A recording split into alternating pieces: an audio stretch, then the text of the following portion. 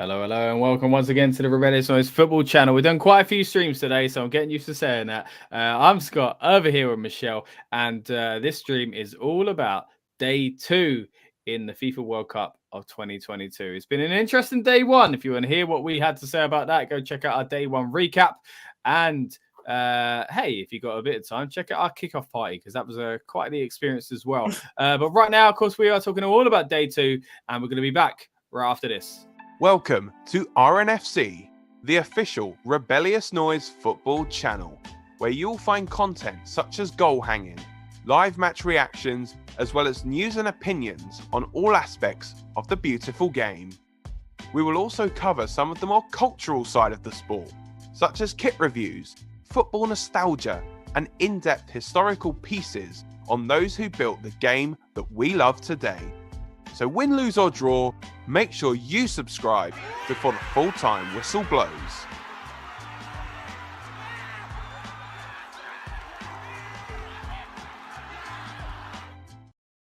All right, so that is that. As we said, make sure you subscribe before the full-time whistle blows. And the full-time whistle has blown, Michelle, on the first day. So it's now time to turn our heads and our attention to day 2, which is, of course, very significant for us because England are kicking off their World Cup campaign against Iran. Not only that, we've, of course, got Senegal versus the Netherlands, which will be an interesting match to talk about as well.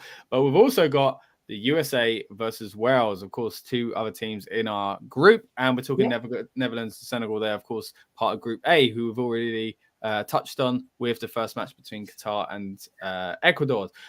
Which one should we start out first with?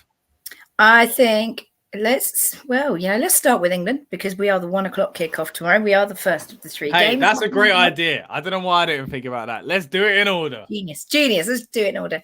So obviously, lots of questions around who he's going to field tomorrow. Various members of the squad not especially fit. Gareth Southgate gave an update on the squad earlier today, saying that at the moment, technically, James Maddison is the only one not fully fit for selection tomorrow. But there's definitely questions around Harry Maguire and Eric Dyer and a couple of the other guys and their fitness. I don't know whether they're going to go down the route of wanting to absolutely put Iran to the sword and really make a statement, or whether they're going to use this to tinker with formations and combinations, because it probably will be the easier of the 3 group games. Be interested to see where he goes with it, really. I know we've played our last few friendlies, we played with the back 3, haven't we? Is that right? The 2 friendlies that didn't go awfully well. Well, no, they weren't friendlies, were they? They were Nations League, where they went terrible because he got knocked out. Oh, yeah. What am I thinking? I'm thinking like way back in March. Yeah. Well, there you go. They definitely didn't go to plan. So whether he wants to stick with that back 3 or not. For me, the biggest questions are coming around the defensive line. I just don't know who's going to start. I just don't know who's going to start. Harry Maguire's really not had much game time, and without wanting to go on about it, because we have talked about him being that person, he's not been very good this season at all. But like we were saying a little bit earlier, does he have the relationship with Pickford and Stones? If so, does he start because of that? Are we going to see our good friend Benny Blanco from the Arsenal put an England shirt on tomorrow? Will this be where he gets his cap? I hope so. Yeah, I hope so as well. For me, I think Trippier is probably the most likely to start in that right back position. If he goes with the back 4, I don't think Trent's going to start. I think that's a big part of it, isn't it? Knowing which formation he's going to play kind of changes everything. And obviously, we've touched on it before, but the big thing with Southgate is the defensive mindset and stuff like that. And there's also those risks about if you play a certain type of player doing a certain type of thing that doesn't cover this person, and then you have to do this thing. And then there's a lot of people as well that could do kind of multiple jobs. You mentioned Benjamin White there as well, who's one of them. But Saka can play multiple roles if you need him to. Yeah. I just don't know whether he wants to use this game to basically try and give what he thinks his first 11 are going to be a full run out together. Almost, which might sound like we're being quite cheeky, but treat it like a bit of a warm-up game. Because in theory, we should beat Iran, but famous last words, watch it come back to haunt us. Like, Exactly. But I think he's very like the way he is in the press, at least. I think you'll see this as like, nope, take it seriously. I'm going to play. Yeah, no, I in the think final. he will. I think he will take it seriously. I think this might be the time where he wants to almost in his head know his starting 11 are. Even with Maddison's fitness not really fully being there, I don't think he's going to play much at the World Cup. I'm not saying that I don't think he deserves to. I just think Southgate knows certain things about certain players. He definitely does have some preferences. Something that when he first took over, I really liked the fact that everyone's place was up for grabs. You had to prove yourself to the manager. Now he's definitely got certain personnel like Harry Maguire, like Raheem Sterling, who they're pretty much always going to get a call up. Yeah, another one of those that work, was kind of in that kind of position as well would be Kai Walker. Now he said that he's not actually fit for the first game as well, so that frees up a position. But also, does that inspire a different formation as well? Maybe they do go for I don't know. Maybe they go for 3 at the back again, because I don't know, if Maguire's not fully fit and Dyer's not fully fit, you definitely don't want just one of them in next to Stones. You probably want to play 3 across the back. But then actually, if Iran are not going to be a massive attacking threat, do you want to give Trent a little bit of a run out and let him go flying down the wings a little bit more? I think a lot of it will depend what he wants to do with the front 3 and the middle 3, because look, Maddison's going to struggle to start ahead a lot of that midfield. Where is he going to play Grealish and Foden, and is he going to play them both or only one? Does Saka start out on the right, or does someone else? I think how he sets that up will determine whether he goes with the back 4 or the back 3 with with wing backs and everything. So yeah. But I think the fitness of some players is going to almost make the decision for him. Yeah. So do you think Maddison wouldn't have played anyway then? I don't think he would have played anyone. Or I think I think I got words there. I don't know. He either wouldn't have played anyway, or this would have been the only game he got. Like, I wouldn't maybe be surprised to see Pope or Ramsdale start tomorrow, actually. Really? I mean, they're good enough, but like it's whether or not he sees it says like, yeah, it's not a resting game. If this was the 3rd game in the group and we're already through, then yeah, you could do something like that. But where's the first game? You need to start on a good foot. I mean, look how many times England have started groups and we've been, oh my goodness, what's happened. Like, speaking of which, USA being in our group again, so we don't want to have any kind of mess up or anything like that. And then I think back to 2014, also a terrible group stage as well. So and then we got to 2018, we had a really, really easy group. Like, I know we should get through this group top, but it's a lot harder than what people think. But I think one thing that the England team have proven is what they should do versus what they actually do are very different things, and I think they would be silly to underestimate Iran. They would be. I think my preference is go out with as close to your good starting 11 as you can and get as many points on the board as you can as early as you can. Yeah. But if there is any game you're going to tinker with things a little bit, it's probably going to be this, because USA, we've talked a lot about them in our last few shows. People underestimating them. They're investing quite a lot in football, and don't underestimate Wales. All right, they haven't been in a World Cup in over 60 years now, 64 years, something like that. But when you're playing one of the other home nations, they're always really up for it. We underestimate Scotland in the Euros and nearly dropped the ball there, actually. Yeah, and also speaking of Euros, the last time we faced Wales in the Euros was a real kind of struggle for us in the group as well in 2016. And that wasn't till the very end that we got that Sturridge goal that kind of broke it for us. But yeah, like I say, it is a tough group when you start looking into that. So you're right, we probably just need to kind of get points on the board as early as we can. But realistically, any 11 that they put out should be Iran. That is on paper. That's on paper, exactly. Cohesively as a team, which is why I think he will start going for more of a kind of serious kind of 11 to see that. But let's roughly run through an 11 then. Let's say I'm gonna go with a back 3 prediction. So I'm gonna say that I think he will do Pickford. I would probably do Ramsdale. Just because I'm biased. Because we're biased, yeah. But I'm gonna go with a realism one for that one, and the rest of them I think be just what I would do. That I also think is a good chance. I'd say, again, going my Arsenal bias, I would put Ben White at the back. I think probably Dyer and Stones make sense, just their experience in England as well. On the right, I think he's just such a talent. I know there's a defensive threat was here as well, but I'd say Alexander-Arnold on the right, Luke Shaw on the left, only person to get us a goal as well. But then again, but Trippier, I haven't even got Trippier already. I'm like, I think I think he will start Pickford. Yeah, I think he may go back three, and I think he might go Trippier, Stones, Maguire, and bring Maguire off after an hour or so just to get some minutes in his legs. I think Maguire should come in late to get minutes in his legs. If we've already wrapped it up, if it's 3-0, 70 minutes or something like that, like that's when I think you do it. I just don't think it's too risky bringing in Maguire. Who else we got left back other than Luke Shaw? Let's have a look. England left back. I wouldn't be surprised to see Jude Bellingham start. Definitely. And I know there's a lot of talk of Declan Rice starting through the middle as well, which I wouldn't be surprised to see. I think Foden might start ahead of Grealish tomorrow. We haven't really got much options for left back. I mean, it's a lot of more people that can do a double job. Do you know what I mean? So maybe I'd put Trippier. No, but Luke Shaw is the left back. He is. Right.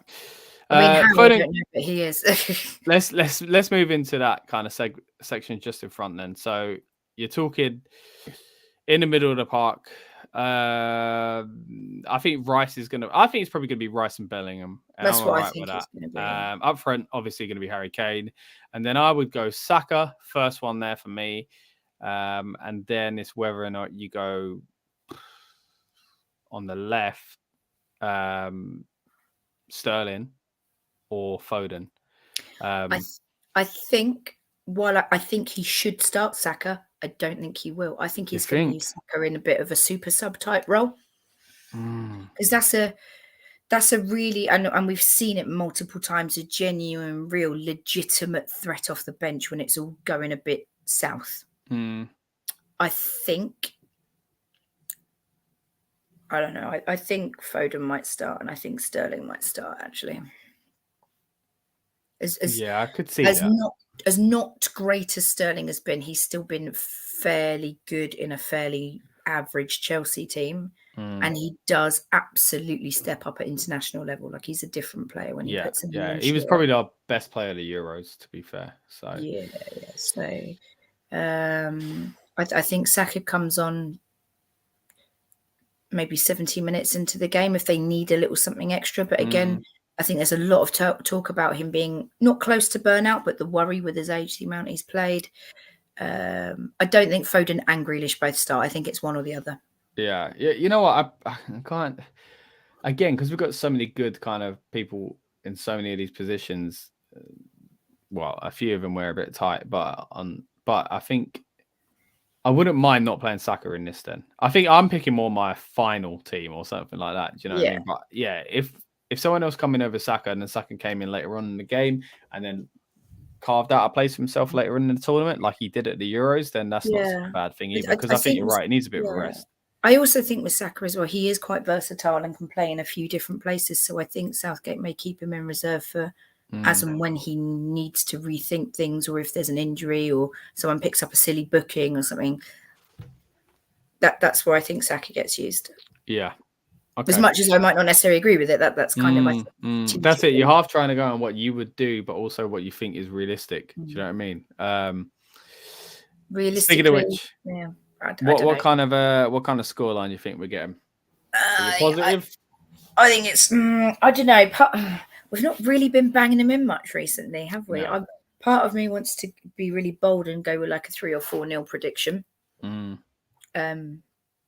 But I don't know, like those games earlier in the autumn, they didn't really look that sharp. A lot of it will depend on if Harry's got his shooting boots on, really, won't it? You know. But I think there's a lot of England players that have got a point to prove as England. I saw a great interview with John Henderson the other day, saying, and he's right. He was like, I'm not trying to make excuses, but there were a lot of factors as to why our last few camps didn't go so well. And that's true. There were a lot of things going on. So yeah. Maybe this is the time to, like, maybe what England needed was kind of a little bit of disbelief from the fans and the media. Do you know what I mean? Yeah. Because when there's too much pressure on it, doesn't go well anyway. 2018 was so good because nobody expected anything, you know? Yeah, I think we could see a 3-0.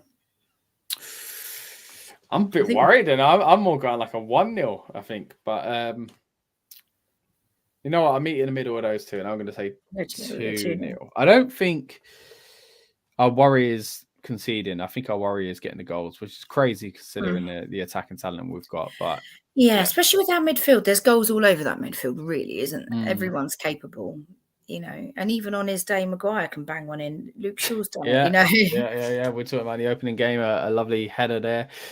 We could see, I could see Maguire stepping up with his head, but yeah, we'll see. It's going to be an interesting one. It's hard not to buy into this negativity at the moment, isn't it, with England and with the World Cup in general. It's been a strange opening day already, but enjoyable one in the sense that hey, the World Cup's finally here. I hope when I wake up tomorrow, when everyone's watching this, maybe you're watching with us live tonight or on demand just before the game kicks off, I hope there is a bit more of a buzz around it. I do think it's a difficult one being 1 o'clock in the freezing cold when people are at work, but maybe this would have been better as the third game. But hey, the World Cup's schedule's not there to make certain fan bases feel good. Do you know what I mean? So but with that in mind, looking forward to kicking off the World Cup as far as England goes. What was you going to say? Sorry. I was just having a little think about. I think the thing that worries me about this World Cup is we had a relatively straightforward route to the Euro finals, and if the things go anywhere close to how we think it went through our World Cup predictor we did the other day, I mean, if they make it to the final, good God, it'll be well earned with the way the draw could probably go. But I do feel a little bit like if we couldn't get the job done at the Euros with that kind of a route, I do worry for them a little bit. I do worry for them. But then you've got some players like Ramsdale, White, Saka, Foden, Grealish, who come from really strong winning mentality teams, really tight-knit teams with Pep and Mikel as their managers. So I think there's a mental toughness to this England team that could be there that we haven't seen with previous generations. Yeah, and even with that, like having lost the final of the Euros, I think that is going to be a big factor. And the abuse the boys got as well. Yeah, I think it's going to be a big factor in the game, in the games coming up, in the way that the players approach it. I think sometimes dealing with getting that close is the thing that kind of helps you get there the next time, you know. So I mean, just ask Liverpool. Yeah, exactly that. Yeah. So let's get into a prediction then for the match. What are you thinking? No, we've done that already. What am I talking about? You did 3-0, I did 2-0. Well, there we go. That was done. Let's move on to the next match then, is what I should be saying. And we'll talk about what's the next one? Is it the Netherlands? Senegal, Netherlands, I think. Senegal, Netherlands. Okay, right. Now, as we mentioned on our predictor, if you haven't had a chance to check it out, please do. We went in depth and we did like a kind of a debate where we chose every single group stage position and then every single knockout stage fixture after that.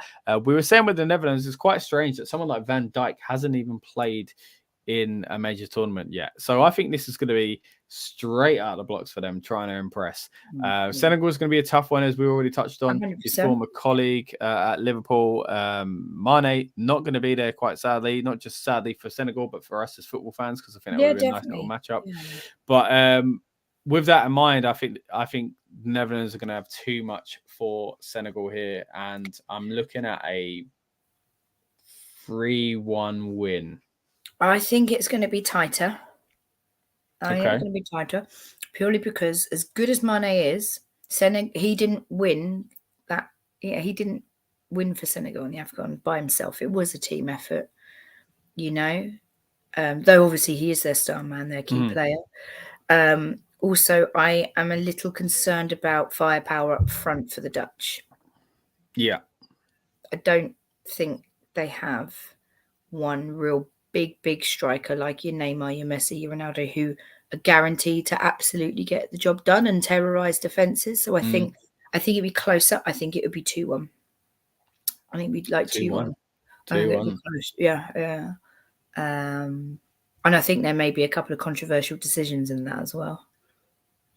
Okay, well, here's where the controversy starts. With It the started scandal. earlier. Yeah. Well, we're still not quite sure about the VAR call that we saw in the first day's match. But yeah, okay. So, but we both think the Netherlands are going to be getting a win here. Yeah. Something has to go quite wrong for them. But then at the same time, the Dutch women, who were absolutely incredible, just didn't do very well in the Euros. So. Despite having the firepower of Miedema up front and Daniel van der Donk behind and everything. So, but I do think the Dutch should be coming out of this group top. Yeah. They should be winning all the games. Yeah, but that's the beauty about the World Cup. It doesn't always go the way you think it's going to go. So, but then again, and this is, it's probably, I'm trying to think. Yeah, well, this would be the hardest match, won't it? The Netherlands, really, in this group. I think so. Qatar, as we see, aren't really going to put up much of a fight, we don't think. No. Ecuador did look impressive, but again, it was only against the kind of lackluster Qatar. So surely this is the one that Netherlands are most focused on. Just kind of, and usually the first game is the one that you're most tactically prepared for as well. So yeah, I think statistically speaking, Senegal are the most likely to push them in the group anyway. So, that they are essentially your Argentina or your Italy, in the sense that they won their continent's cup. They are the best African team at the moment. But yeah, I think the Netherlands will just have a little bit too much. I think Louis van Gaal he's a good manager. He's organised. He'll have the Dutch guys well drilled. He would have gone away and really done his research as well around Senegal and how they play. But yeah, Mane not being there will certainly make the job a lot easier. Yeah, definitely. Sad for Senegal. Happy times for Netherlands, perhaps. But again, either way, going to be an interesting match between the two of them. Now, let's move on to another home nation, of course, and that's Wales versus the USA. Now, this is going to be an interesting one because, again, it affects our group with England. And we've been talking about it quite a lot, as you said, whether or not USA are kind of being skipped over a little bit as far as their kind of threat. Wales, I think the general consensus is that, some great players, but like the end of their cycle, as we talked a lot about it on the predictions debate as well. Whereas USA on the opposite side of it, they are kind of a lot of individual talent, maybe not quite gelling as a team just yet, but at the same time, quite impressive as far as the stars that are coming through. So going to be an interesting one here. I'm tempted to go over USA win. Because I do think, if we are looking at the USA potentially now in that second spot, it's Wales who are kind of the ones that they need to really get the win over. If we're talking about just on paper, England being the best team in the group, then what USA really need to do is try and at least get a draw with England, or they need kind to take, accept a loss, but then like batter Iran and nick one over Wales. That's how you kind of got to get there. So I think this is going to be an interesting one for these two teams. Yeah, Wales have got Gareth Bale, who he is a big game player. He is. You cannot argue it. And people forget about Aaron Ramsey. When that man pulls a Wales shirt on, as soon as he scores a goal, a celebrity's dying and they're possibly winning. He might only be at Nice. Yeah, he may have had a bit of a fall from grace from going to Juve, but don't underestimate Aaron Ramsey's ability to turn up in this tournament. Yeah. Who else? Dan James, again, who's not looked too bad. Is he at Fulham now? He's at Fulham now, isn't he, Dan James? So the only thing... I think it's going to be really tight, this game.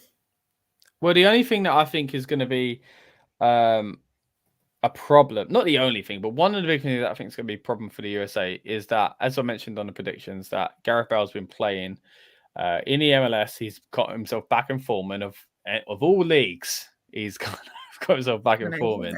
It's their league as well, So he's going to kind of been scouting their players. He's going to be not just necessarily them, but people. He's going to be talking to people that they know. He's going to be, and again, get himself back in form as well. So there's a couple of Brighton boys that play for the States. You got a couple of Leeds players, Christian Pulisic, who most of the players will know well, having played against him in his time at Chelsea and whatnot. Logan Sargent's the Formula One driver. Josh Sargent, who actually, fun fact, used to play for Werder Bremen. There you go. That's okay. My Bundesliga team, and he's now is he at Norwich? He was at Norwich. I think he's at Fulham now as well. Yeah, so I feel like we're doing like one of those Wikipedia games. Who played it? This club, and this. Played at this club in 1997. Yeah, so actually, I think there will be not just Gareth Bale. I think a lot of them will know the American players better. Yeah, it could go either way. Wales really have something to prove, but so do USA. USA are going to be out here going, hey, our women have done it really well and we want to do it too. And we're hosting the next one. So we want to show everyone that we can be a great footballing nation. That's it, yeah. As we talked about in the kickoff, of course, it's everyone likes to skip over the USA, but if they really put their minds to it, that country could become a powerhouse. So I wonder if this ends in a draw. Yeah, that's what I'm thinking. I was going to go with a 1-1 draw. I was thinking 1-1. 1-1. 1-1. Yeah. I think it's going to be a draw. Yeah. All right, so that's the way we see day 2 going down. Of course, still part of match day 1. We see it as England picking up the 3 points over Iran. We see the Netherlands picking up 3 points against Senegal, and we see the points being shared between the USA and Wales, which I think is a reasonable thing to be predicted. Maybe it's a bit too safe there, Michelle, but then I think it is that last match that could really go either way. But then again, so could Senegal and Netherlands, but I think it's less likely. It's the last one I'm most interested to see as a neutral. Well, it involves our group, so maybe it's still not quite a neutral. Yeah. But if they were in another group, I'd be looking forward to just seeing what they do. And of course, as a neutral, I do hope it is a draw because that will be the best result for us. Be really good for us, yeah. And when we did the prediction show, actually, we and ahed between second and third between USA and Wales for quite a while. And which is why we've clearly just been still don't know 1-1. Yeah, definitely. Just like, I don't know, there'll be a goal maybe. Yeah, someone will maybe score. Yeah. So it'd be really interesting to see how that pans out. And I do think England's group, everyone's like, England are going to run away with it. I think this has the potential to be a little bit like Group H, where things are going to be a bit closer and tighter than people realise, I think. Definitely. Yeah, definitely. I think, and that's what I worry about England, that they might kind of get everyone on their back undeservingly, because I think it is a tougher group than, like you say, than people realise. And actually finishing the group, our final game was against Wales, against the home nation, and it could be a lot on the line, as these closing games always are. So yeah, going to be an interesting one. But hey, for now, it's all about that first game. Hopefully for us, England pick up the win. Hopefully we kind of hark back to these glorious days. Well, somewhat glorious, at least getting out of the group and doing fairly well here, and of course winning it behind me there as well. But I'm not too sure about that one. But if you do want to see what we think as far as England's kind of chances overall in the competition again, then check out our predictions with that debate on this channel. And if you want to hear us go further in depth and in detail on some of these kind of fun, interesting topics surrounding the World Cup and also some of the controversy, let's be real as well, then the kickoff show is the one that I would recommend for that one as well. But anyway, it's been good talking to you again, Michelle. It's been an interesting day, of course, starting out with the kickoff and also with the day 1 recap. So if you haven't seen it already, another one for you there. But this, of course, has been the day 2 preview. And the only thing left to say, I guess, is it's coming home, I guess. But is it? I don't know. We'll see. Or they just come home early. We don't know. All right, we'll stick here for more Rebellious Noise football content. We hope you subscribe. We hope you've enjoyed what we've given you in the run-up to the World Cup. And please stick with us throughout it, because we're going to have a few more streams like this along the way. Thank you very much. And I'm going to say it again, Michelle. It's not coming home, mate. It's not coming home. Go to Brazil. Welcome to RNFC, the official Rebellious Noise Football Channel, where you'll find content such as goal hanging, live match reactions, as well as news and opinions on all aspects of the beautiful game. We will also cover some of the more cultural side of the sport, such as kit reviews, football nostalgia, and in-depth historical pieces on those who built the game that we love today. So win, lose or draw, make sure you subscribe before the full-time whistle blows.